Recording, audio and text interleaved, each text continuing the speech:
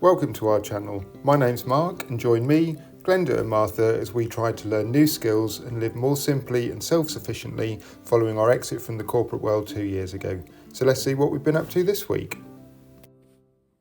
One thing we've found since we left the corporate world is that there's always jobs to do. We're trying to be more self-sufficient, so we're always focusing on the garden, growing vegetables, Glenda's focusing on her flowers, and we don't very often take time for ourselves. So at the weekend we thought, you know what, we're going to have an Easter holiday. We're not actually going to do jobs as we see it. We're actually going to just take some time to enjoy our garden, enjoy our walks, go out on the bikes. We're just going to enjoy ourselves and really not focus on doing tasks all of the while. Be really interested to hear other people's experience. Have you found the same thing? Don't get me wrong, I've really enjoyed doing the gardening, but there's other things that give you a bit of downtime maybe, and almost a being rather than a doing mode. I've got really focused on doing. So this week it's a short video because we're just going to show you some of the things we did while we were having some downtime. As I say, love to hear your thoughts on it, what you found, how you managed the balance as well. So on with the video. So this was nice, just having a walk around the garden. Look at the pear tree, it's in full blossom now, absolutely beautiful. The smell is fantastic, and then came a honeybee just to top it off and to pollinate hopefully our crop of pears this year. It was so busy just trying to find the right petals to get onto. Was there any pollen? Had they been pollinated? And eventually it settled on some where it clearly found some pollen and nectar to take back to the hive.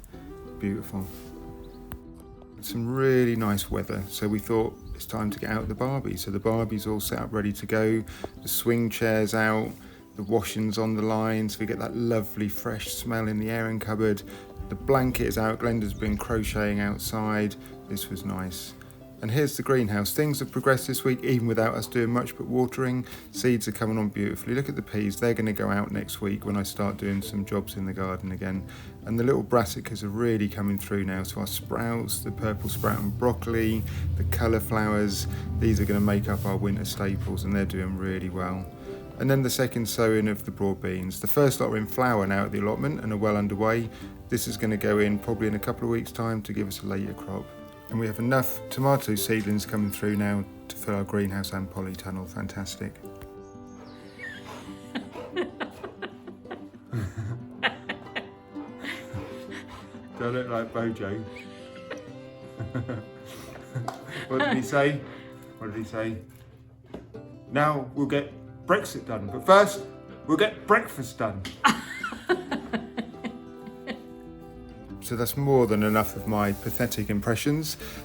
We've now moved on to Friday afternoon. It's a bit cooler, but we're going to make the most of it. So the Prosecco is out on the new patio area we created last week, and the fire pit is loaded. I've chopped the wood and we are going to cook outside tonight. But we're not the only ones who are enjoying the tranquility at the end of the garden.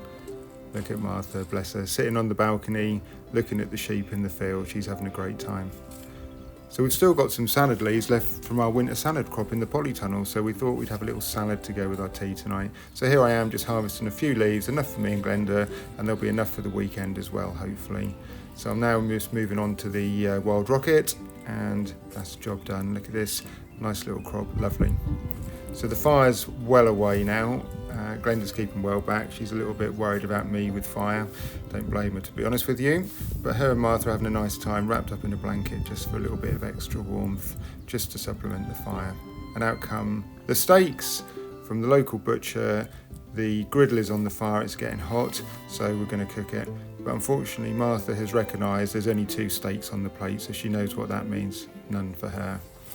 So the griddle is really hot now, steaks are going on. We like our steaks rare, literally 40 seconds each side. It was so hot, couldn't believe it. So just going to turn them over, and they've got a nice little char grill on them, but they're lovely, lovely and pink in the middle. So I'm just going to sear the edges and onto the plate, and that is job done.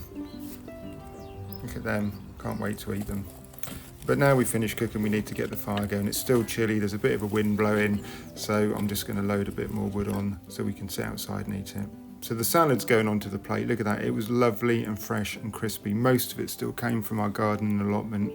and all we've got to then do is add a little bit of oil, balsamic and seasoning, and we are ready to eat. And we are famished at this point. Maybe the Prosecco helped us build up a little bit of an appetite as well. So in our view, no steak is complete without a little Dijon mustard on the side. Lovely new pot, so it's extra hot tonight, just the way we like it. So there we go, there is dinner ready. And what did we think of it? Well, there's the proof. Clean plates, absolutely delicious. So now we've filled our bellies, it's time to just relax by the fire, reading our books until it gets too chilly and we need to head back into the house. But before that, look at these sheep. Don't worry girls, we had beef, not mutton. You can rest easy.